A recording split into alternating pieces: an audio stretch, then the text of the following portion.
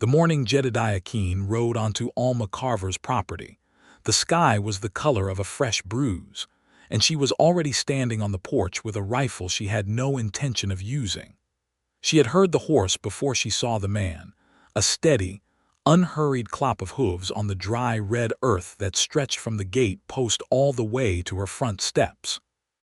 It was the kind of approach that said a person had thought hard about coming and had decided to come anyway, regardless of what reception they might receive.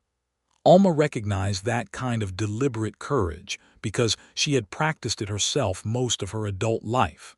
It did not make her lower the rifle. The rider came through the gap in the split-rail fence she had been meaning to repair since March.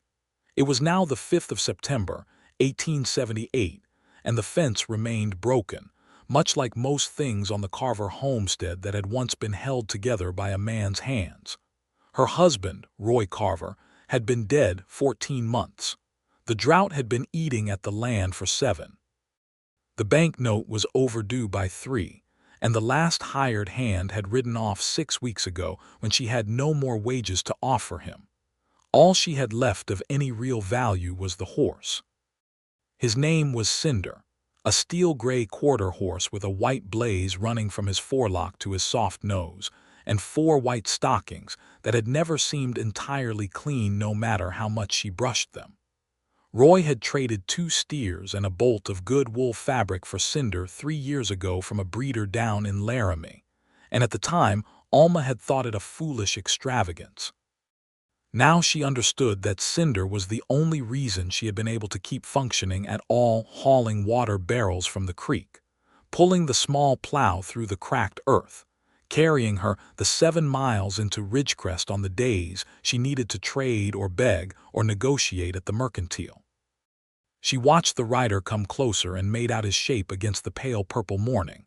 He was lean but broad through the shoulders, wearing a weathered brown duster that had seen considerable road.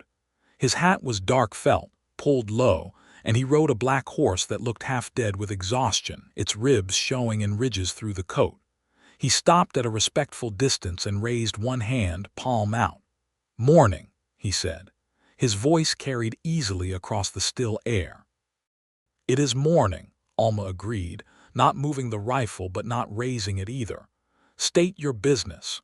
He removed his hat with that same raised hand, holding it against his chest.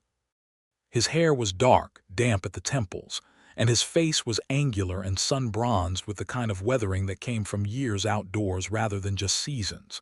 He looked to be somewhere around 30, give or take the road. His eyes, even at distance, caught what little light there was, a pale, clear gray-green that reminded her of creek water over flat stones. "My name is Jedediah Keene," he said. "I work for Halston Fielding." Alma's jaw tightened. She knew that name. Everyone within 40 miles knew that name. Halston Fielding owned the Fielding Land and Cattle Company, which was another way of saying he owned most of the county now that 3 years of drought had picked the smaller ranchers clean. He had bought her neighbor Pete Dawson's quarter section in June. He had absorbed the old Merritt property in July. He had a habit of sending men to collect debts before the banks even had a chance to foreclose, which meant the property came to him clean, and the original owners walked away with just enough pride left to not make a scene. "He sent you for the horse," she said. It was not a question. Jedediah Keene looked down at his hat for a moment, then back at her. "He holds a note," he said. "Your husband borrowed against the animal 14 months ago. The interest has compounded. Mr. Fielding asked me to settle the account." "My husband borrowed against Cinder to pay for his own burial," Alma said, and her voice was flat and without apology, because she had moved past the stage of being ashamed of the truth a long time ago. "Roy died owing money he borrowed so he could be put in the ground decent. I have been working this land alone since then. I am aware of what I owe, Mr. Keene." "Yes, ma'am." He said it quietly, and there was something in the tone that did not match the errand. He did not sound like a man relishing a task. He sounded like a man who had been handed something heavy and was carrying it because he had no other choice. Alma looked past him at the gray horse in the paddock. Cinder had moved to the fence rail, and was watching the newcomer with his ears pricked forward in that alert, intelligent way he had. She had fed him that morning with the last of the good oats. She had brushed him, which she did every morning regardless of whether she had time for it, because it was the one ritual that kept her feeling like herself. She lowered the rifle. "How much does the note say?" she asked. $42.16, Keene said, "including what compounded since spring." She laughed, and the laugh was short and not entirely without bitterness. $42, she repeated. "Roy paid twice that for the horse outright, and Fielding's been collecting interest on $20 for over a year." "I know," Keene said, and again that quiet, uncomfortable honesty. She studied him more carefully. He was not what she expected from a Fielding man. The others she had encountered, the ones who had ridden past the Dawson place the day the Dawsons loaded their wagon and left without looking back, had been the type who kept their faces deliberately empty, who had learned to make themselves feel nothing during the performance of unpleasant duties. This man's face was not empty. He looked tired in the way that went deeper than the body, and there was something in the set of his mouth that suggested he was arguing with himself even as he sat there. "Get down," she said. "I will put coffee on." He blinked. Clearly that was not what he had been told to expect. "Ma'am, I am here to collect the horse." "I do not need," I said. "Get down, Mr. Keene. I have heard what you are here for. I am not going to shoot you, and I am not going to run. Cinder will still be in the paddock after we have had coffee. Get down and come inside." He got down. His black horse was in a worse state up close. She could see the animal was not sick, only pushed hard over a long distance. She pointed at the water trough beside the paddock gate without a word, and Keene led his horse to it without being told twice. She watched him stand there with his hand resting lightly on the horse's neck while the animal drank, and she noticed that his touch was gentle, and that he spoke to the horse in a low murmur she could not make out from the porch. She noted this the way she noted everything, carefully, and without conclusion yet. Inside, the house smelled of wood smoke and dried lavender, and the particular dusty warmth of a dwelling that was being held together by determination alone. The kitchen table had a split leg repaired with a length of wire. The curtains on the window above the sink were faded to near colorlessness, but the floor was swept, the dishes stacked neatly, and there was a butter churn in the corner that had been well maintained and oiled. Keene came in after tying his horse at the post and removing his spurs, which he left on the porch without being asked. Another note she filed away. She poured water into the pot and set it on the stove while he settled, somewhat awkwardly, into the chair across from where she stood.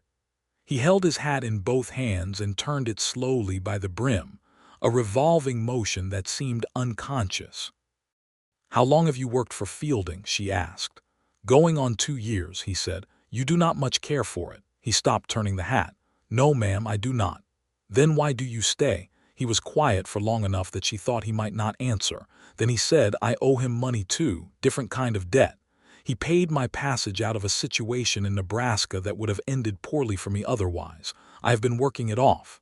"What kind of situation?" "The kind where a man does the right thing, and the wrong people decide that is a problem." He said it simply, without drama. "I testified against a stockyard foreman who was cheating his workers out of wages. The foreman had friends. I did not by the time it was done. Fielding offered me work and travel and a way out of the county. I took it." Alma measured out the coffee grounds with a tin scoop and did not look at him while she considered this. "You testified against a man who was cheating workers out of their wages," she said, "and now you collect debts for a man who charges interest on funeral loans." He exhaled slowly. "I am aware of the irony," he said. She turned and leaned against the counter and looked at him squarely. He met her gaze without flinching, which she also noted. She was 29 years old and had been widowed and farming alone for over a year, and she had developed a very direct and unsentimental way of looking at people that made most men uncomfortable. Jedediah Keene looked back at her like he was not at all bothered by being seen. "You want to know something honest, Mr. Keene," she said. "I suspect you are going to tell me regardless," he said, and there was something at the corner of his mouth that was not quite a smile but was close. "Cinder is the last thing of value I have. Without that horse I cannot work this land. I cannot haul water. I cannot get to town. I cannot pull the small plow through the back field, which still has decent soil in it if I can get winter wheat in before the freeze. Without the horse, I lose the land by spring regardless, because I will have no harvest and no way to repay anything. Taking Cinder does not recover Fielding's $42. It destroys $1,200 worth of land and everything my husband and I built over 8 years, and it leaves one woman alone on a homestead with no way to do anything at all." The coffee pot began to rattle on the stove. She turned and poured 2 cups, black, and set one in front of him. Jedediah Keene wrapped both hands around the cup and stared into it. His jaw was working slightly, the muscles moving along the sides of his face. "I know," he said again, and this time it came out heavier like it had been sitting on him for miles. "I am going to give you Cinder," Alma said. He looked up sharply. "I am not going to fight you for him, and I am not going to ask you to come back empty-handed to a man who holds your debt," she said. "Roy made the note legal, and I will honor it. Take the horse, Mr. Keene. Take him and settle what is owed." "Ma'am, Alma," she said. "My name is Alma." He stopped. The word had clearly surprised him, the invitation of it, the way she had offered her given name as easily as she had offered the coffee. He was quiet for a moment with his cup halfway to his mouth. "Alma," he said, and the sound of his voice wrapping around her name did something she had not expected in the vicinity of her ribs. She ignored it with the focus of a woman who had become expert at ignoring inconvenient things. "Drink your coffee," she said. "I will go say goodbye to him." She went out through the back door and crossed the yard to the paddock. Cinder turned to her immediately, as he always did, pressing his velvet nose against her cheek when she reached up to him. She stood there with her forehead against his neck for a moment that she allowed herself, and then composed herself. She reached into the pocket of her apron and produced a piece of dried apple she had been saving, and she fed it to him and scratched behind his ears where he liked. "You will be fine," she told him quietly. "You are a good horse. Whoever takes care of you will figure that out quickly." She put the halter on him herself and led him out of the paddock. Keene had come around the side of the house and was standing near his black horse, and he watched her walk Cinder out with an expression she could not entirely read. She handed over the lead rope. His fingers closed around it and their hands were briefly in close proximity. She stepped back. "His name is Cinder," she said. "He does not like the smell of pine tar. He spooks at sudden loud noises on the left side. His hearing is slightly diminished on the left from an old wound, so approach him from the right if you can. He likes apples. He responds to a quiet voice better than any crop." She paused. "Take good care of him." Jedediah Keene was looking at her in a way that made the air between them feel different. "I will," he said. "I promise you that." She nodded once, brisk and final, and turned back toward the house, because if she stayed out there one moment longer she was going to cry in front of a stranger, and she had made a rule against that months ago. She was at the back steps when he called out, "Alma." She stopped but did not turn around immediately. She allowed herself 2 heartbeats to compose her face, and then she turned. He was standing in the paddock gate with Cinder's lead in one hand and his hat in the other, and the early morning light was full now, amber and honest across everything, and he looked at her with that direct gray-green gaze and said, "I'm going to find a way to fix this." She held his gaze. "There is no fixing it, Mr. Keene. The note is legal and the debt is real, and I appreciate that you treated me like a person while you carried it out, but there is nothing to fix." "I do not mean the note," he said. She looked at him for a long moment. Then she went inside. She did not allow herself to watch from the window as he rode away with Cinder. She stood in the kitchen with her hands flat on the table and breathed steadily for several minutes, and then she went about the day because the day demanded to be gone about regardless of everything. The well needed priming. The chickens needed feeding. The vegetable patch needed whatever water she could spare from the barrel on the west side of the house. The back field, the one with the good dark soil that Roy had always said, was the heart of the property, needed to be assessed if she was going to have any hope of planting winter wheat by hand with nothing but the tools in the barn and her own body. She worked through the afternoon heat and into the early evening, and she did not think about Jedediah Keene's gray-green eyes or the way he had said her name or the strange, impossible thing he had said before he rode away. She was very focused and deliberate about not thinking about these things. By the time the sun went down, she was exhausted in the particular hollow way that meant she had spent something beyond physical energy. She sat on the back porch steps with a cup of water and looked at the empty paddock and felt the absence of Cinder like a missing tooth present in the space where it was not. She went to bed. She slept the way she always slept alone in a house that had been built for two, with one ear half open to the sounds of the property around her, the settling of wood, the occasional owl in the cottonwoods near the creek, the distant coyotes that made the nights feel wide and vast. She had learned all the normal sounds, and she could detect an abnormal one with the precision of long practice. At some point past midnight she sat up. There were hoofbeats on the road. Not passing hoofbeats, the kind that belonged to people headed somewhere else, but slowing ones, approaching ones. She was up and had the rifle in hand before she was fully conscious of deciding to move. She went to the front window and looked out into the dark. The moon was a little past half, giving enough light to make out shapes, and she could see a rider at the end of the drive. She could not see the color of the horse in the moonlight, but something about the way the rider sat, that particular deliberate straightness in the saddle, made her hand loosen on the rifle before she was fully sure of what she was seeing. She opened the front door and stepped onto the porch. It was Jedediah Keene. And behind his black horse, on a lead rope, was Cinder. For a moment she simply stood there on the porch steps and stared. He rode up and stopped at the bottom of the steps.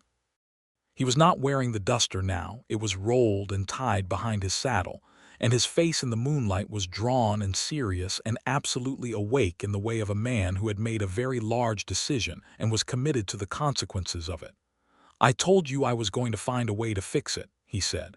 "It is past 2 in the morning," Alma said. "Yes, it is.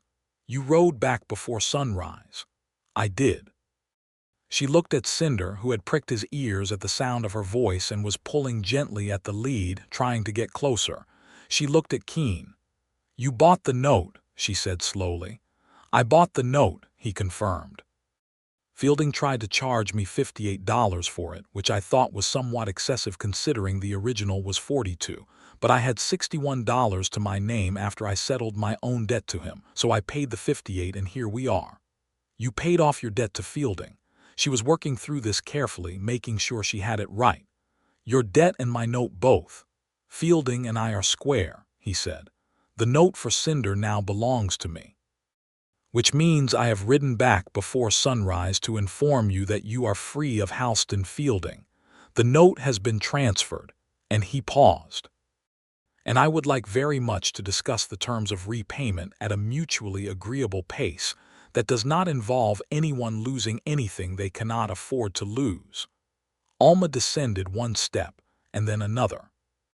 She was in her nightgown with her feet bare and her hair loose, and she was holding a rifle she had already forgotten she was holding, and she stood in the dirt of her own yard in the silver-gray moonlight and looked up at Jedediah Keene and felt something unlock in her chest that had been sealed for over a year. "You spent 3 years' worth of wages to return a horse to a woman you met this morning," she said. "I did not have 3 years' worth of wages," he said, and something in his voice was very careful and honest. "I had $61 which I saved because I am not a man who spends money on much, and yes, I did." "Why?" He was quiet. His horse shifted and Cinder whuffled softly in the dark. The cottonwoods by the creek whispered in the slight night wind. "Because," Jedediah Keene said, "I have been riding around the state for 2 years collecting other people's grief on behalf of a man who manufactures it for profit. And I have been telling myself that I was paying a debt, and that it was temporary, and that I would move on when I was free. And I got free today, and the first thing I did with my freedom was ride back here." He looked at her steadily. I think that tells me something important. She was quiet for what felt like a long time. The rifle hung forgotten from her right hand. Take your horses around to the paddock, she said at last. I will put more coffee on. He let out a breath. It was the quietest possible exhale, but she heard it and she understood that it was relief. She turned and went inside, and this time she did not stop herself from smiling in the dark kitchen before she lit the lamp. He came in a few minutes later, boots on the porch again, spurs left outside. He sat in the same chair as before, and she set the same cup in front of him, and the kitchen in lamplight was a different thing than it had been in the early morning dimness, warmer, more present, more like something inhabited by choice rather than necessity. You have no work now, she said, sitting down across from him with her own cup, and no wages coming. That is accurate, and you spent everything you had on a horse for a woman you do not know. Also accurate. That is either very generous or very foolish, she said. Possibly both, he said. I have been accused of both before. What will you do now?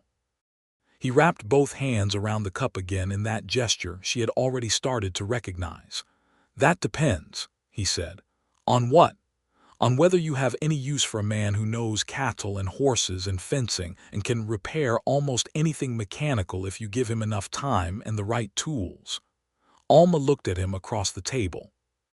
The lamplight made the angles of his face warmer, and he was watching her with that direct gray-green gaze that she was starting to think she would have difficulty forgetting regardless of what happened next. My fence has been broken since March, she said. The corner of his mouth lifted. I noticed that on the way in. The well pump needs attention. The south barn wall has a board rotted through.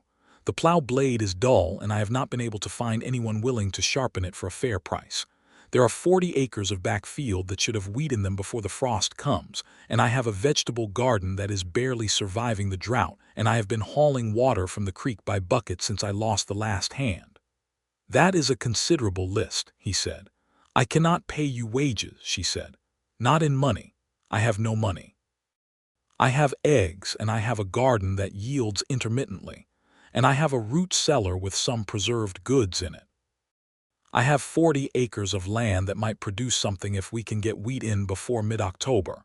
I do not need much, he said. I can sleep in the barn. You can sleep in the barn, she agreed, because there was a pragmatic arrangement to be made, and she was a practical woman even when her heart was doing unusual things. But this is a proper arrangement, Mr. Keene. I want it understood. You work this farm and I will feed you and shelter you, and when the harvest comes, if there is a harvest, we share it. That is all I can offer. Alma, he said. She looked at him. That is more than I have had in 2 years, he said. She looked down at her coffee so he would not see what that did to her face. They stayed up until 4 in the morning talking. She would have said she had not done that since Roy was alive, sat across a table from someone and simply talked until the dark softened toward dawn. But she had also not realized how much she had stored up from 14 months of near silence. Not just practical concerns, but the deeper things. The thinking she did on long days with only Cinder for company. The questions she turned over while she worked.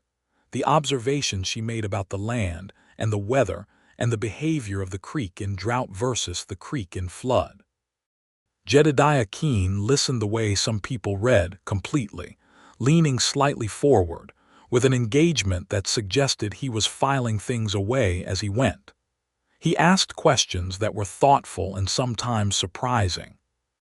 He told his own stories in return, not the self-congratulatory kind but the honest kind, the story of growing up on a failing farm in Illinois, the drift westward after his father's death, the years of cattle work in Kansas and then Wyoming, the situation in Nebraska that had cost him his position and his standing and ultimately led him to Fielding.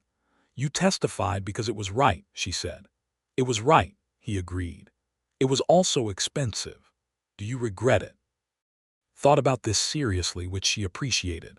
No, he said finally. The men whose wages he was stealing were mostly fellows who could not afford a lawyer. Some of them had families. The foreman was pocketing 1/3 of every paycheck, and they had no way to prove it without someone who could read the account books and was willing to stand up and say what they showed. I could do both those things, so I did. He paused. What I regret is not being smarter about the aftermath, but not the act itself. No. She looked at him in the warm lamplight and thought about Roy, who had been a good man in most respects, but who had never, in 9 years of marriage, said anything that made her feel quite the way this stranger's simple honesty was making her feel. She was not prepared to examine that feeling yet. It was too new and too large, and the night was moving toward dawn. "You should sleep," she said. "I can make up a space in the barn. There is a decent cot out there that the last hand used." "I will manage," he said. He stood, unfolding to his full height, and she was again aware of how much space he occupied without seeming to try. Picked up his hat from where he had placed it on the corner of the table, and then, unexpectedly, he paused. "Thank you for letting me in," he said. "This morning, the first time, you did not have to do that. You came to take my horse," she said, "and you looked like a man who needed coffee." "I did need coffee," he admitted. "You also looked like a man who knew he was doing wrong," she said, "and that made me want to know why." He was very still for a moment. Then he said, "Good night, Alma." "Good night, Jedediah." He went out, and she listened to his boots on the porch, and then fading across the yard, and she sat alone in the kitchen in the lamplight for a little while longer before she went back to bed. The next morning the fence was being repaired by the time she had the chickens fed. She came around the corner of the house with her egg basket and found him working on the split rail section near the road, a pile of cut lumber beside him that he must have found in the south barn, working steadily and quietly in the early light. He had removed his hat, and his shirt sleeves were rolled to the elbows. He had not asked her where the lumber was, or whether she had it, or whether she wanted the fence repaired. He had simply assessed what needed doing and begun. She watched him for a moment from around the corner unseen, and then shook herself and went back to her morning. He came in for breakfast when she called. She had made cornbread and salt pork, and the eggs she had just collected. A reasonable spread, and he ate like a man who had been getting by on trail food for too long, with genuine gratitude that he expressed not in excessive compliments, but in the way he cleared his plate and thanked her specifically. "The cornbread is good. I have not had good cornbread in months." "Roy's mother's recipe," she said. "She taught me before she passed."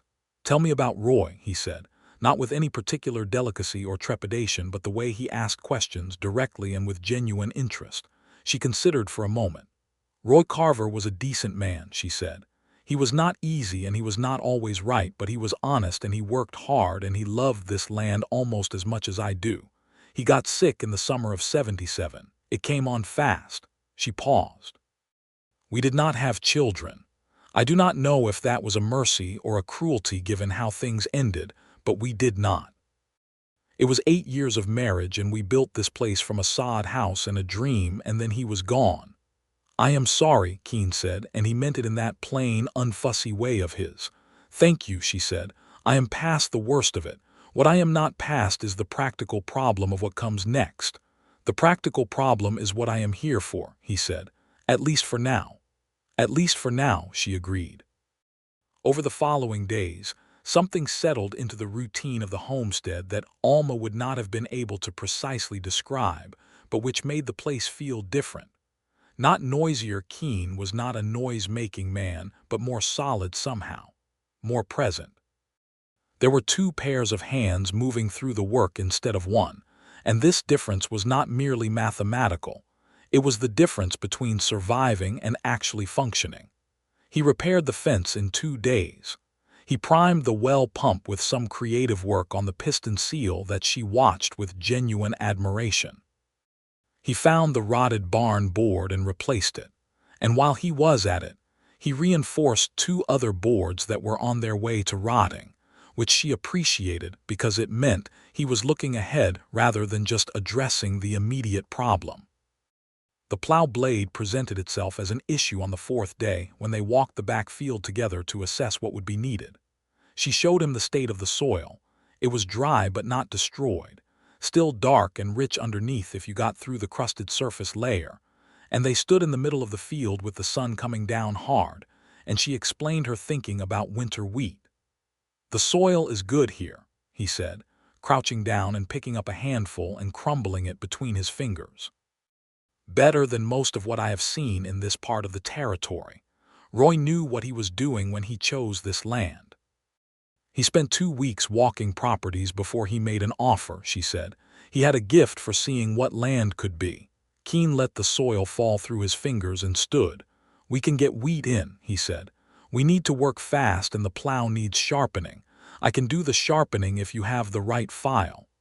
I have files, she said. Whether they are the right ones, that is another question.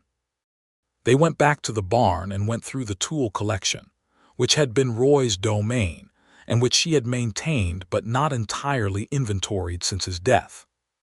It turned out she had the right file for the job, and Keene spent 2 hours that afternoon working on the plow blade in the barn. With a focus and patience, she found herself returning to the doorway to observe twice, without quite meaning to. On the 5th evening he came in for supper with sawdust on his sleeve, and something in his expression that told her he had been thinking all day about something that was not the plow or the barn. She put supper on the table and they sat. She had made a stew from the vegetable garden and the last of the smoked venison from the root cellar, and it was good enough that she was not ashamed of it. I have a question, he said. Ask it. The drought, he said. How long has the creek been running low? She looked at him sideways. That was not what she had expected. Since April, she said. It is down to maybe 1/3 of its usual flow. I have been hauling water from the lower bend, which is the deepest part, but even that is not reliable. I noticed something when I was out working the fence yesterday, he said. There is a slope behind the north pasture that looks like it might have a natural seep running under it. You can see the grass is greener in a strip about 12 feet wide going toward the creek. It might be nothing, but it might be a spring. She set her fork down and looked at him. Roy always thought there might be a spring on the north end, she said slowly. He talked about digging test holes, but he never got around to it. It might be worth a look, Keene said. If there is a consistent water source on the property, it changes the calculation considerably. We could run a simple irrigation channel from it to the back field. It would not need to be elaborate. She was quiet, turning this over. Have you done any water work? She asked. Some, he said. On a cattle operation in Kansas, we dug a collection pond and ran a channel off a spring to fill it. I know the basics well enough. It is not complicated if the water is where I think it might be. We could look tomorrow, she said, and there was something in her voice that was different, not just the practical interest but a thread of genuine hope underneath it, the kind she had learned to keep muffled because it hurt too much when it disappointed. She was not sure she had successfully hidden it, because Keene looked at her with that particular careful attention and then looked back at his stew without comment. After supper, they sat on the front porch as they had begun to do in the evenings, in the 2 chairs that Roy had made from cottonwood that first summer, and that were still solid despite everything. The sky went through its colors and the heat of the day lifted gradually, and the coyotes started their distant conversation, and she thought about springs and wheat and what it would mean to have consistent water. Can I ask you something? She said. You can ask me anything, he said. Why fielding? She said.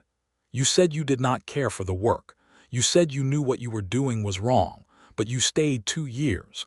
That is a long time to do something you know is wrong. He was quiet for a while, watching the darkening sky. Fear, he said finally, not of fielding, of the alternative. Of being without a plan in a territory where a man without money and connections and a place to be can disappear very easily and very permanently. He paused. I told myself the debt was the reason, and it was partly the reason, but I have been honest with myself since yesterday about the rest of it, and the rest of it was fear of starting over, of not knowing where to go or what to build. She considered this. And now you are here, she said. And now I am here, he said. Which is somewhere, she said. He looked at her sideways with that almost smile. Which is somewhere, he agreed. They were quiet for a while after that, but it was the kind of quiet that had warmth in it. The spring on the north pasture was real. They found it on the 6th morning, following the strip of dark green grass to its source, and there it was, a steady seep emerging from beneath a flat shelf of sandstone. no bigger around than a wagon wheel but clear and cold and apparently consistent. Alma put her hand in it, and it was cold enough to ache, and she looked up at Keene with something on her face that was not far from tears, although she controlled it.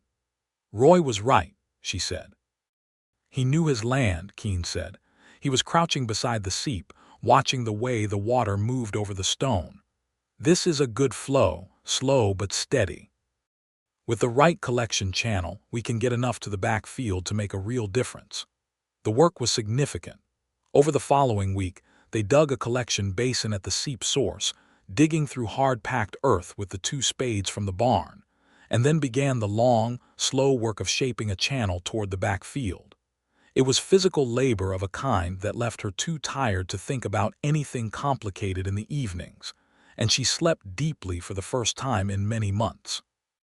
Working beside Keene all day, she came to know him the way you only know people you spend hard physical hours with, through the things they do without thinking, the small choices they make when no one is watching. He always took the heavier end of things without making it obvious that he was doing so. When she got something wrong, dug a channel section at the wrong grade, making the water pool rather than flow, he did not correct her sharply but worked it out with her, asking questions that led her to identify the problem herself. He made her feel capable rather than corrected, which was a skill she recognized as rare and valuable.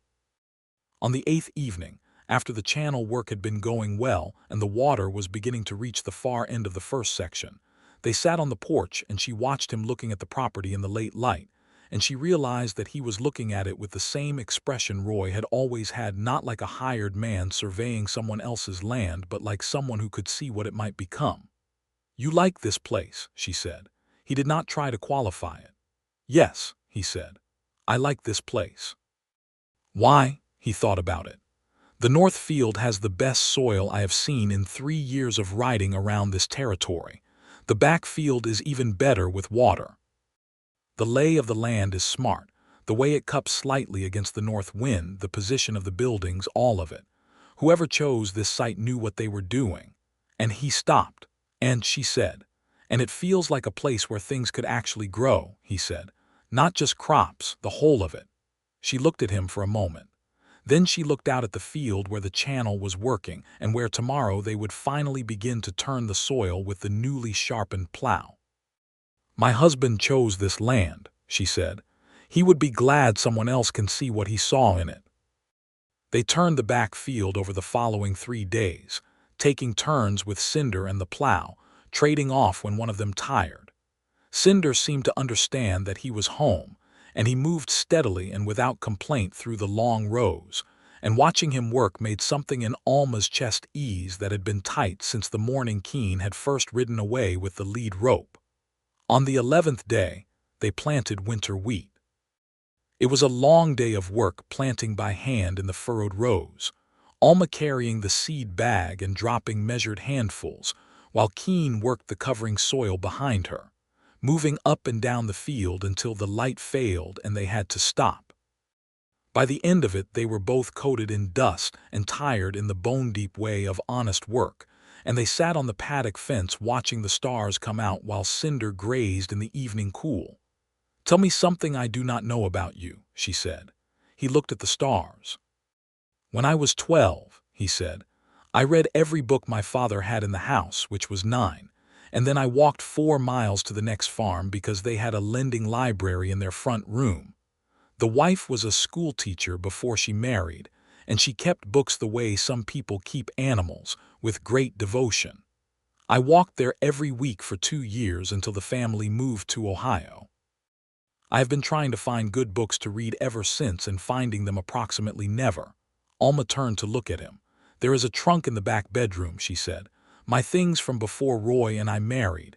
There are 11 books in it." His expression shifted in a way she had not seen before, a quick, boyish light that was gone quickly but that she caught. "What kind?" he said. "Novels," she said. "History. One poetry collection that I have read so many times the binding is failing." "May I borrow one?" he said. "You may borrow all of them," she said. There was a pause, and then he said, "Alma," in a tone that was different from the other times he had said her name, quieter and somehow more serious. She looked at him. "I want you to know that I understand what this is," he said carefully. "You lost your husband and your livelihood nearly at the same time, and a stranger appeared and made a gesture that was, I need you to understand that I did not make it as a purchase of any kind. I made it because it was right. I am not here to," he stopped and started again. "I would not want you to feel obligated because of the horse." She was quiet for a moment. "Jedediah," she said. "Yes, I know that," she said. "I knew it within the first hour of meeting you. If I thought you had come back before sunrise to purchase something, you would not still be on this property." He let out a slow breath. "All right," he said.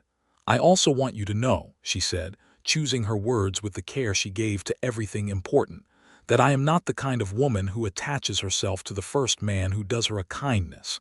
I have been on my own for over a year and I have managed. I am not looking for someone to manage for me."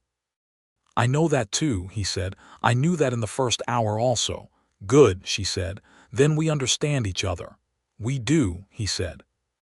And they sat on the fence in the dark with the stars coming fully out overhead and Cinder moving peacefully below them. And neither of them said anything for a while, and it was entirely comfortable. A week after the planting, there was a visitor. She heard the horse on the road and went to the porch, and her stomach tightened when she recognized the rider Burke Hennessy, one of Fielding's regular men, a heavy-set fellow with a broad, flat face who had a habit of arriving unannounced at properties that Fielding had interests in. He came up the drive and pulled up at the gate post without getting down, which was a form of statement in itself. Keene came around from the barn before she had even thought to call him, and she suspected he had heard the horse too and had drawn his own conclusions. He came to stand on the porch beside her. Hennessy looked at Keene with an expression that shifted from surprise to something calculating. "Keene," he said, "figured you'd moved on." "I have moved on," Keene said pleasantly. "I moved here." Hennessy's gaze went to Alma and then back to Keene. "Mr. Fielding is aware that the note for this property was settled," he said. "He is also aware that there is still the matter of the land itself, which is carrying tax arrears. The county tax office will be issuing a notice by the end of the month." Alma felt the old cold dread move through her. She had known about the tax arrears. They were smaller than the note had been, roughly $18, but they were real. "Thank you for riding out to inform us," Keene said. His voice was perfectly level. "We will address the tax office directly." Hennessy's jaw worked slightly. He had expected something else. She thought distress, perhaps, or gratitude, or an opening. He was not getting any of these things. "Fielding is prepared to discuss terms on the land itself," he said. "He has a standing offer." "We are not interested in Fielding's terms," Alma said. Her voice was quiet and clear. "Please tell him so." Hennessy looked at her for a long moment, then at Keene, then turned his horse and rode back down the drive without another word. When he was gone, Alma exhaled. Keene turned to her. "How much are the tax arrears?" he asked. $18, she said. "Due by the end of October." He nodded slowly. "What else?" he said. "Everything. Tell me all of it." She did. She had not been entirely honest in the beginning about the full extent of the financial picture, partly from pride and partly because it had seemed overwhelming. But standing on the porch in the aftermath of Hennessy's visit, with the wheat newly planted and the channel running and something between them that was more than a working arrangement, though neither of them had said so directly, she told him all of it. He listened without interruption. When she finished, he said, "The wheat will yield something by late November if the weather holds. We can sell at the Ridgecrest market. What price is wheat going for?" 60 cents a bushel last I heard, she said. "How many acres are planted?" 38, she said. He did some figuring in his head. "At a reasonable yield, even a modest one given the late planting, we could expect enough to cover the taxes and have something left. The question is whether we have enough water from the channel to maintain the crop through any dry spell before the harvest." "The spring has been consistent," she said. "I check it every morning now." "As do I," he said. She looked at him. He had been checking the spring every morning. Without being asked, without mentioning it, He had added it to his routine as naturally as if it were already his responsibility. "We should go to the county tax office ourselves," he said. "Before the end of the month, be present and direct. Show them we are managing the land actively. It is harder to foreclose on a visible, working operation than an abandoned one." "Can we spare a day to go to Ridgecrest?" she said. "We can spare a day," he said. "The wheat is in. The channel is running. Cinder could use a light day." They went to Ridgecrest 4 days later. She wore her best dress, which was a good wool fabric in dark blue that she had made herself 2 years ago and which still fit well. She pinned her hair up properly and put on the good boots. When she came out of the house and found Keene waiting with Cinder saddled and his own horse ready, he looked at her for a slightly longer moment than was necessary and then looked away. "You look well," he said. "Thank you," she said, and she got onto Cinder without further comment, but she was aware of warmth in her face that had nothing to do with the sun. Ridgecrest in 1878 was a town of roughly 400 people. A main street with a general mercantile, a feed store, a saddle and leather goods shop, a post office, a hotel and its attached saloon, a church, a blacksmith, and the county offices, which occupied a 2-story wooden building at the far end of the street. There was a bank. There was a doctor's office. There was a small school that was operational 3 months of the year when the teacher was available. She had been coming to Ridgecrest her whole time on the homestead, and she knew most of the people by sight and many by name.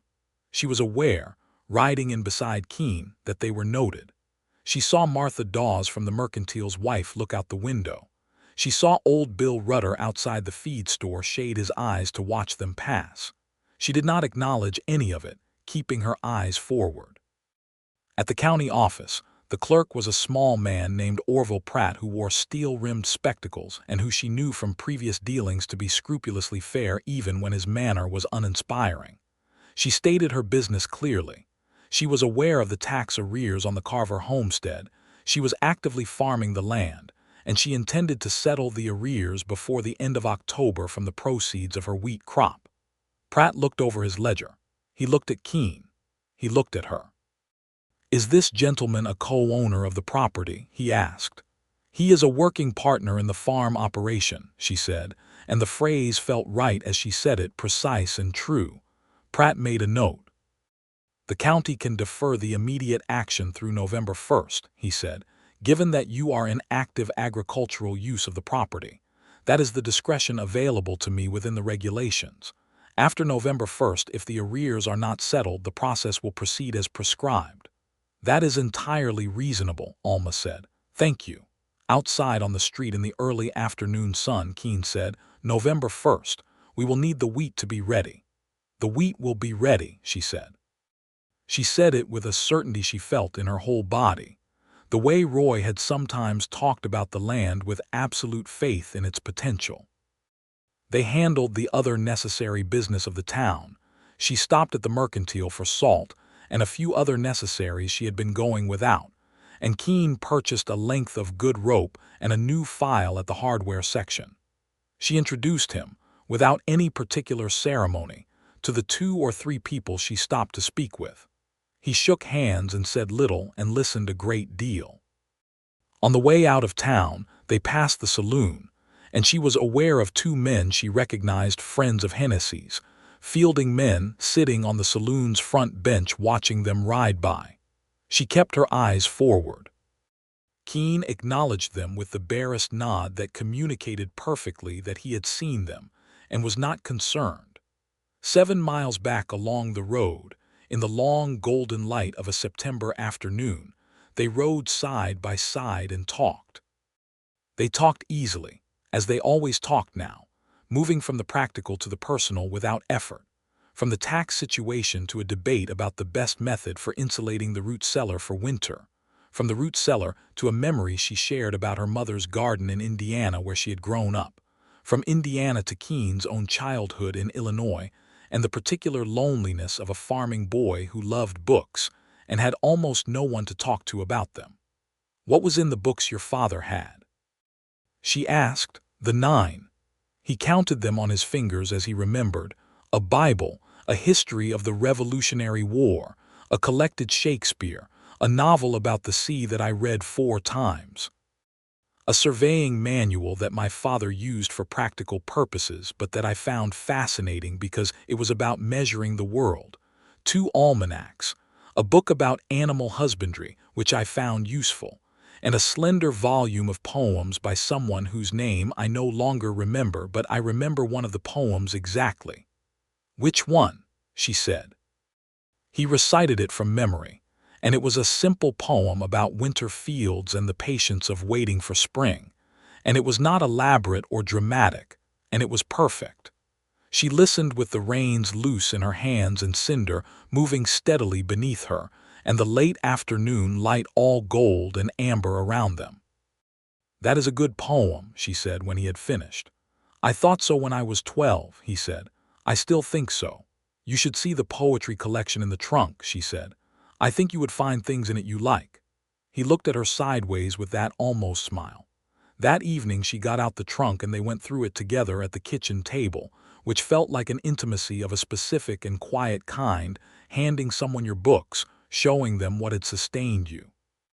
He looked at each one with care, opening them to random pages, reading a paragraph or a stanza, holding them as though they were things of genuine value, which to her they were. He found the poetry collection and sat with it for a long while turning pages, and she watched his face in the lamplight and saw the thing she had glimpsed briefly before, the boyish openness, the lit quality, the person under the weathered road-worn surface. "May I read from this?" he said. "Read aloud," she said, "if you do not mind." He did not mind. He read 3 poems slowly and well, with the kind of attention to the sound of words that told her he had always been a reader even when books were scarce. She sat across from him with her mending in her hands and listened, and did not do much mending.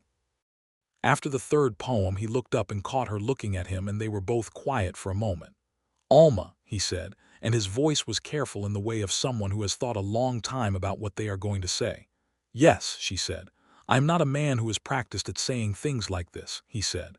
"I have tried to be straightforward with you from the beginning, and I want to continue to be." He stopped. He looked at the book in his hands and then back at her. "I think about you," he said. "Not just about the work and the farm, about you, through the day when we are at different ends of the property. In the mornings, I find that he exhaled. I'm not sure what to do with that, and I did not want to leave it unsaid any longer in case not saying it was a kind of dishonesty."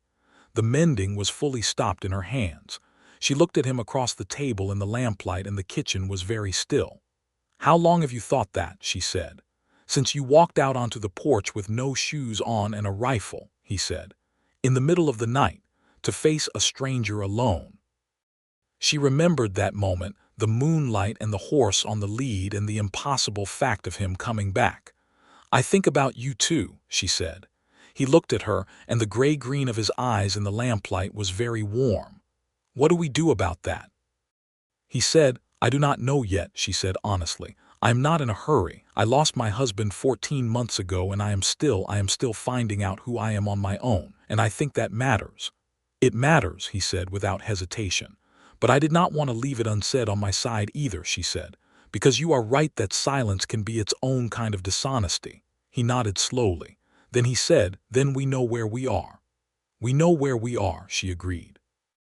He went back to the poetry and read one more poem before they said good night, and she sat alone with the lamp after he had gone and felt the warmth of the evening settle through her, and thought that this was a feeling she had almost forgotten, not the absence of grief, which would take longer, but the presence of something else alongside it, something that was its own and not a replacement for anything. The weeks that followed were the busiest, and in certain ways the most alive she had felt in years. The wheat grew. She could see it from the back porch in the mornings, the first thin green threads of it pushing up through the turned soil, then thickening to a genuine carpet of pale green that made her heart feel very large every time she looked at it. The irrigation channel required adjustment twice, once when a section of bank gave way and redirected the flow, and once when a large stone shifted and partially blocked the outlet. Both times she and Keene worked together to address it, knee-deep in the shallow water, arguing pleasantly about the best approach, and usually arriving at a solution that was neither of their original ideas but a combination. October came with a succession of cool, clear days that were good for the crop and good for working outdoors. They began winterizing the house and barn caulking gaps, reinforcing the barn roof, where Keene found a section that would not survive a serious snow load, splitting and stacking the wood they would need for the cold months. She taught him to make her mother's biscuit recipe, and he made them imperfectly the first 3 times, and then well enough on the 4th that she told him so, and he was disproportionately pleased, which she found endearing. They went to the Ridgecrest Church together one Sunday in early October, because she had always gone, and because he asked if he might accompany her, and she said yes. The social implications of this were not lost on her. She saw the looks and heard the whispered comments, and she held her head precisely as she always held her head, and she introduced Jedediah Keene to the pastor as a partner in the farming operation. And afterward they walked together to the mercantile so she could check on a bolt of thread she had ordered. And Martha Dawes looked at them both with barely concealed curiosity, and Alma bought her thread and thanked Martha, and they left. "People will talk," Keene said as they rode home. "People have been talking since the morning after you came back," she said. "Let them. I have done nothing I am ashamed of, and I suspect you have not either." "No," he said, "I have not." "Then that is all that matters," she said. One evening in the 3rd week of October, he came in from checking the field looking more animated than usual, and she could tell before he spoke that it was good news. He had assessed the wheat stand and done his best estimation of the yield, and it was better than their most optimistic projection. The spring water and the good soil had done their work. With luck and the continued good weather, they were looking at a harvest that would cover the tax arrears and leave a meaningful sum beyond. She put both hands flat on the table when he told her the numbers and closed her eyes for a moment. "Roy was right about the soil," she said quietly. "He was," Keene said, "and you held on to it long enough for it to prove him right." She opened her eyes and looked at him. He was standing on the other side of the table, and there was something between them that had been building for weeks in the careful, intentional way of things that neither of them was willing to rush, and it was very present in the room at that moment. "Come sit," she said. "I will make supper." They ate and they talked, and after supper he sat with the poetry collection and read to her while she finished the winter quilt she had been piecing together from scraps, and it was so ordinary and so warm that she had to keep her eyes on her sewing to prevent herself from saying things she was not yet ready to say. He looked up from the book after a poem about lost and found things and said, "This one made me think of you." "Did it?" she said, not looking up from the quilt. "You lost a great deal," he said, "and you held on regardless. The poem is about that kind of holding on." She did look up then. He was watching her with that open, honest attention that she had come to depend on more than she had intended to. "What did you hold on to?" she said. "After Nebraska," he thought about it. "The knowledge that the right thing remains the right thing regardless of what it costs," he said. "That held me." "That is a hard thing to hold on to alone," she said. "Yes," he said, "it is." There was a pause. "You are not alone here," she said. The look that crossed his face was the most unguarded thing she had seen from him since the night he came back before sunrise, and she returned to her sewing, because she did not want to embarrass either of them by making too much of a moment that was still becoming itself. The harvest was ready in the last week of October, and they brought it in over 4 days of hard work that left them both tired to the marrow but alive with it, with the particular joy of a thing hoped for and actually achieved. Cinder hauled the wagon loads to the barn, and stood afterward looking pleased with himself in the way horses sometimes managed to suggest. The wheat was good, clean and full and dry, and the final tally, when Keene counted it out in the barn with the lantern hung overhead, was better than the best projection. "Enough for the taxes," she said. "Enough for the taxes," he confirmed, "and enough to put something aside for seed in spring." She laughed. It was not the short, ironic laugh she had given the first morning when he had told her the amount of the note. It was the full, genuine kind that she had not heard from herself in a long time, and it sounded strange and good in the dusty warmth of the barn. Keene was smiling. It was a full smile, not the almost smile she had been collecting since the beginning, the real one that changed his whole face and made him look a decade younger and entirely like the man he actually was under all the road weariness. "We did that," she said. "You did that," he said. "You held this land, I just helped with the heavy lifting." "No," she said firmly. "We did that, both of us." He held her gaze. "All right," he said, "both of us." They went to Ridgecrest the following morning and paid the tax arrears at the county office. And Orville Pratt made his note and stamped his ledger and informed them the account was settled and the homestead was clear and in good standing. Alma shook his hand and thanked him, and she and Keene walked out of the county office into the cool, bright October morning, and she stopped on the steps and breathed. "It is mine," she said, not triumphantly, quietly, as a fact. "It is mine and it is safe."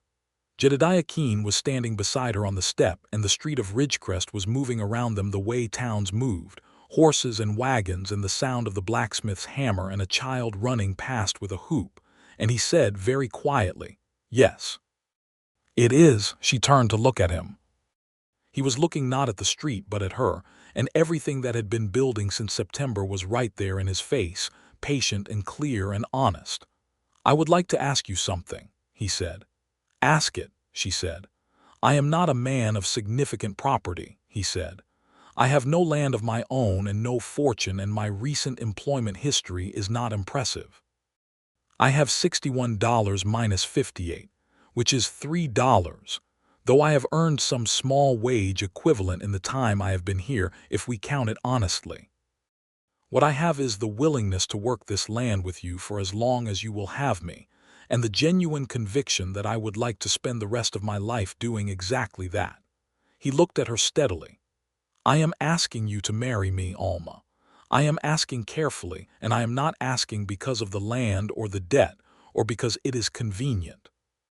I am asking because every day I spend in your company is the best day I have had in longer than I can account for, and because you are the most extraordinary woman I have ever met, and I am deeply in love with you." She stood on the steps of the Ridgecrest County office in her good blue dress, with the October wind moving strands of hair loose from her pins, and she looked at Jedediah Keene, and felt Roy's memory as a weight she carried and would always carry.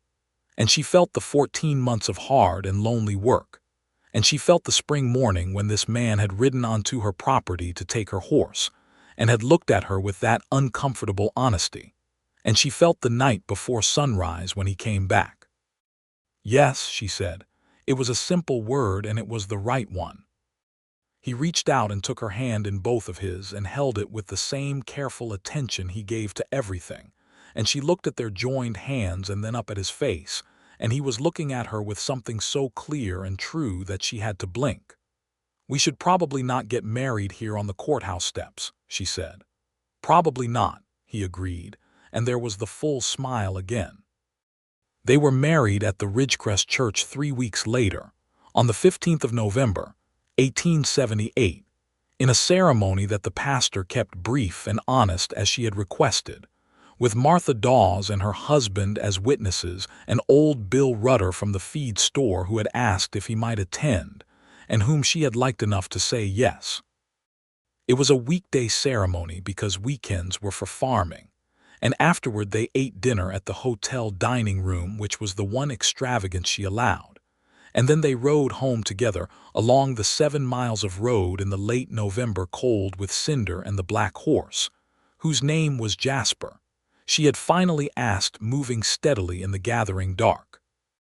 She had made a proper bedroom of the house in the weeks before the wedding, with the good quilt finished, and hung the new curtain fabric she had splurged on at the mercantile.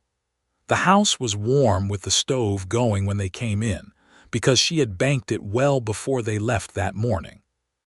Jedediah Keene stood in the kitchen of the Carver homestead, his home now too, though she knew it would take time to fully feel like that for both of them, and he looked around at the split-leg table with its wire repair, and the faded curtains and the good stove and the butter churn, and the 11 books stacked on the shelf he had built for them in October, and he looked at Alma. "Hello, wife," he said. It was a new word for both of them together, and he said it with that careful honesty she loved. "Hello, husband," she said. Winter came down hard and settled in, as Wyoming winters did. They were ready for it, the barn reinforced, the wood stacked high, the root cellar well stocked from the harvest and the fall garden. They were not rich, not by any measure, but they were solvent and warm and working towards something that felt real and possible in a way the homestead had not felt in over a year. The days took on a shape that was both productive and deeply comfortable. Mornings were for the animals and the water and the winter maintenance of the barn and outbuildings. Afternoons, when the cold was too hard to work outside for long, were for indoor tasks, repairs, planning, the accounting she kept in a small ledger for the farm. Evenings were for the books and the fire and conversation that ranged wherever it wanted to go. She learned him, in the intimate and unhurried way of people building a life together. She learned that he slept lightly and was always up before her, and that he made a reasonable pot of coffee, though he insisted on adding chicory, which she found unnecessary. She learned that he had a habit of muttering to himself when he was working through a problem, not words exactly, but a low, continuous sound that she found deeply comforting. She learned that he was not easily made to laugh, but when he did laugh, it was wholehearted and surprised her every time. He learned her, too. He learned that she was meticulous about certain things, the chickens, the ledger, the condition of the harness, and unconcerned about others in ways that sometimes surprised him, like her attitude toward muddy boots inside if the errand was brief enough. He learned that she talked to Cinder at length and considered this perfectly reasonable, because she and Cinder had an understanding that predated him and deserved respect. He learned that she kept a small sketch pad in the kitchen drawer that was full of drawings of the land in different lights and seasons, and when he found it and asked about it, she showed him the drawings, and they were good, genuinely good, with an eye for the essential lines of landscape that told him she had been seeing this place with particular attention for a long time. One December evening, when the snow was coming down thick and white outside, and the stove was working hard and they were both in the lamplight, she sitting with her mending and him with the surveying manual he had found at the bottom of the trunk and become absorbed in, she said, "What would you build? If you could build anything on this land." He put the book down and thought about it seriously, which she expected. "A proper barn," he said. "The current one is sound enough, but it is small. Something larger with better ventilation and a separate space for tools." He paused. "A covered well house over the pump so we are not fighting ice in the deepest part of winter." And he stopped. "And," she said, "I have been thinking about the south end of the property," he said slowly. "The area past the vegetable garden. There is a 1/4 acre there that gets good sun and is sheltered from the north wind by the rise. It would be a good place for an orchard." She set down her mending and looked at him. An orchard. She thought about apples and dried apple slices fed to Cinder, and the long arc of something planted and tended and not paying back for years but paying back for generations. "Apple trees," she said. "And maybe pear," he said. "Cherry if the climate will support it, which I am not certain of but think is possible." He looked at her with a slight uncertainty that she recognized as the occasional tentativeness he showed when he was invested in something and was not sure of the reception. "It is a long-term project," he said. "Trees take time." "I know how long trees take," she said. "I think it is a fine idea." He smiled. "The full one." She had stopped pretending she did not specifically look for that smile.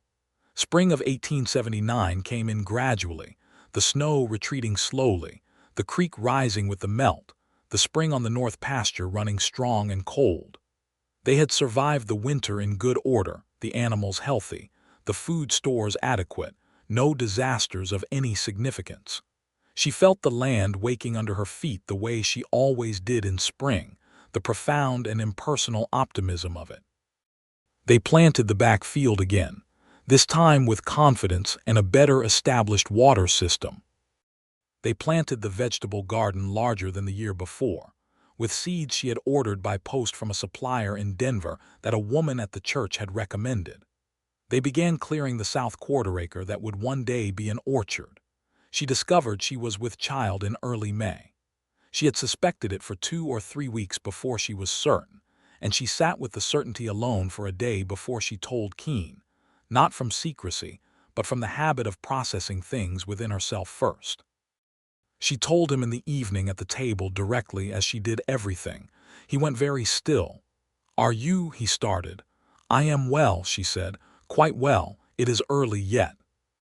November, I think, is what it comes to."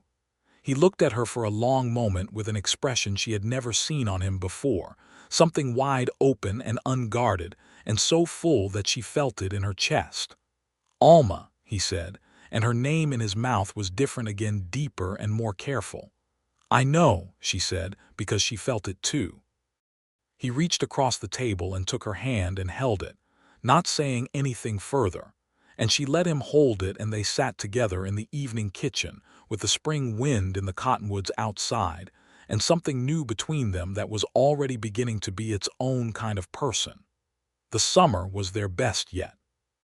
The harvest was abundant, 2 good fields of wheat, the vegetable garden producing beyond what they could use fresh, the root cellar filling steadily with preserved goods. The orchard clearing was complete, and Keene had planted 12 young apple trees in rows, small and hopeful-looking and requiring patient attention, which he gave them with the focused devotion he gave to everything that mattered. The money from the harvest allowed them to hire a hand for the heaviest work through August and September. A young man named Thomas Briggs, 17 and capable, and impressively uncommunicative in a way that she suspected meant he was shy rather than unfriendly. She paid him fair wages on time, without question. She thought of Keene testifying for workers who could not afford to advocate for themselves, and she paid Thomas Briggs fair wages. Halston Fielding made no further direct moves on the property. There were occasional indicators, a Fielding man seen on the road, a rumor in town that Fielding had inquired about the status of the Carver homestead. But the property was clear and in good standing and actively and visibly farmed, and Alma and Jedediah Keene were known in Ridgecrest now as a working unit and a functioning operation, which carried its own kind of protection.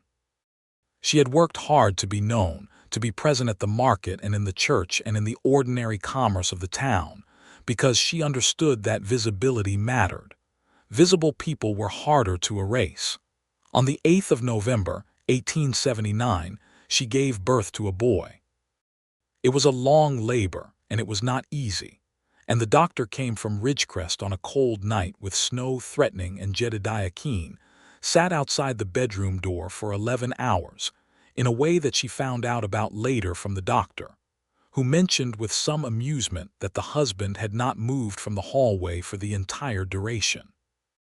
The baby was strong and loud and had a remarkable quantity of dark hair and his father's gray-green eyes, which were visible even in the first days. They named him Roy Jedediah Keene.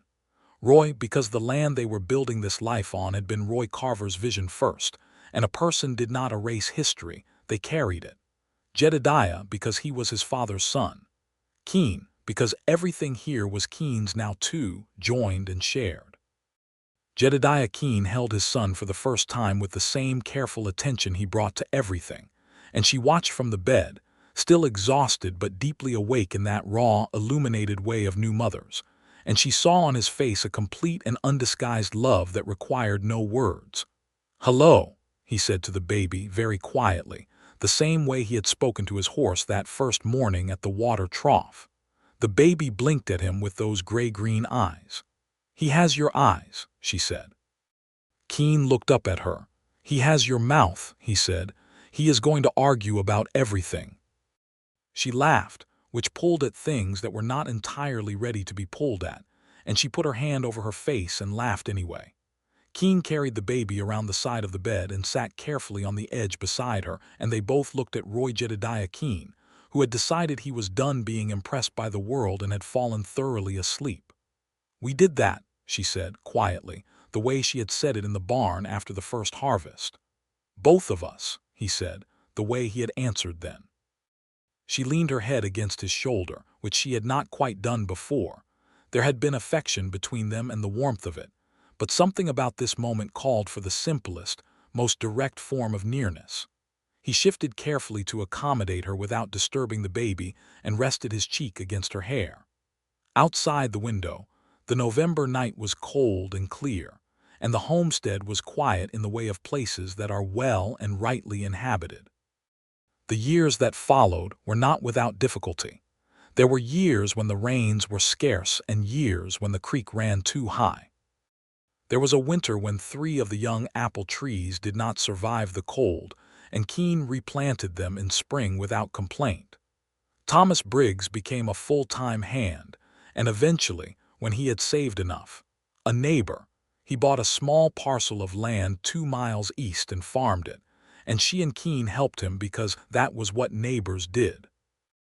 Halston Fielding's land empire began to contract in the early 1880s, partly because his practices had accumulated enough enemies, and partly because the territory was changing, new laws being applied with more consistency, the raw power of men like Fielding being checked gradually by the machinery of proper governance.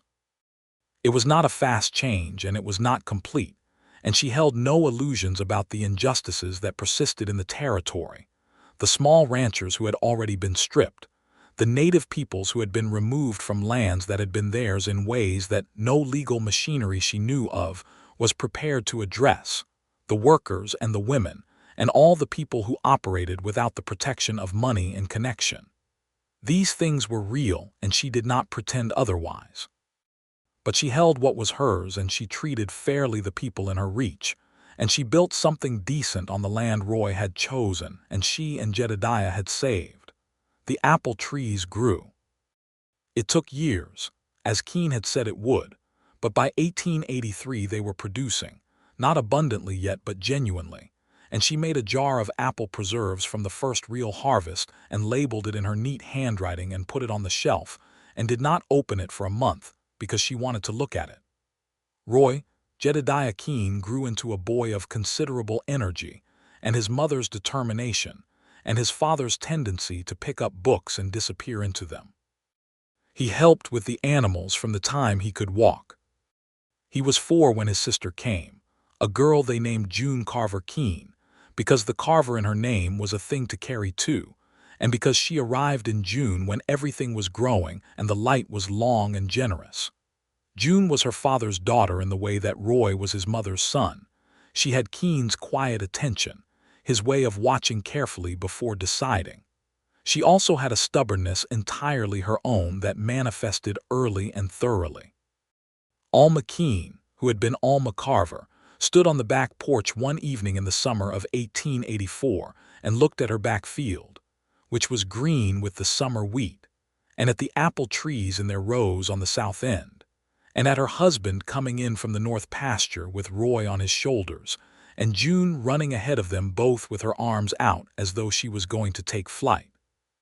She heard the sound of the homestead, the chickens, Cinder moving in the paddock, the creek murmuring in the distance, the cottonwood leaves in the evening wind, and she felt the weight of everything it had taken to be here.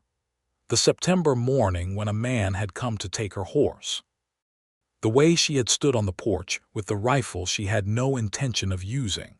The coffee she had put on because she had seen something in his face that warranted it. The morning when she had led Cinder out of the paddock and handed over the lead rope and gone inside so she would not cry in front of a stranger.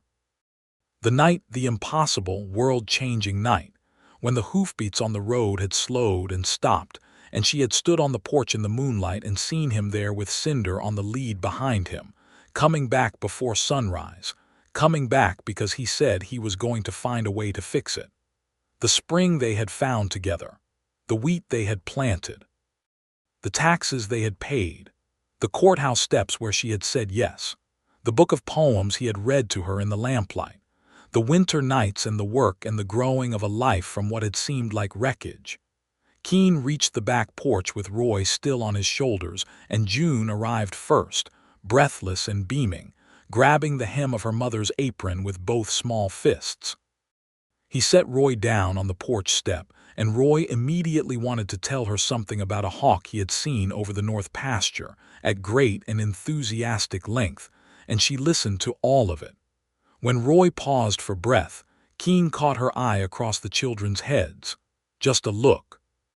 The kind of look that had no performance in it, that existed simply because two people had built something real and knew it. She smiled at him. The full kind, not guarded. He smiled back. That was the whole of it, and it was everything. The horse and the morning and the debt and the spring and the wheat and the children and the apple trees and the years of ordinary, extraordinary days. All of it held in the continuing fact of the two of them on a back porch in Wyoming in the long summer light, with the land running green to the horizon and the creek in the cottonwoods and the homestead quiet around them, alive and well and entirely, unmistakably their own. Cinder lived to be 22 years old. He died on a mild morning in the fall of 1891, peacefully, in the paddock he had occupied for most of his life, with Alma beside him and her hand on his neck.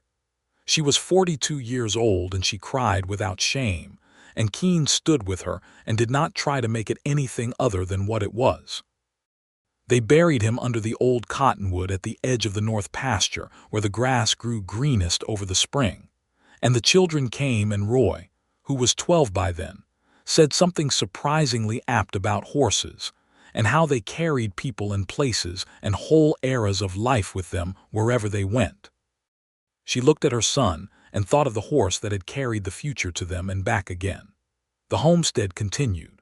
The apple orchard grew and bore fruit, and the preserves she put up each fall became something people asked about at the Ridgecrest market, and eventually she sold them through the mercantile itself, which provided a reliable small income that Roy Carver's 9-year-old self could not have imagined, and which gave Alma Keene a specific and private satisfaction she never quite lost. Jedediah Keene became known in the territory as the man who knew more about water and springs and dry-season farming than almost anyone else working at that scale. And he was asked over the years by a number of neighboring operations how they had done it.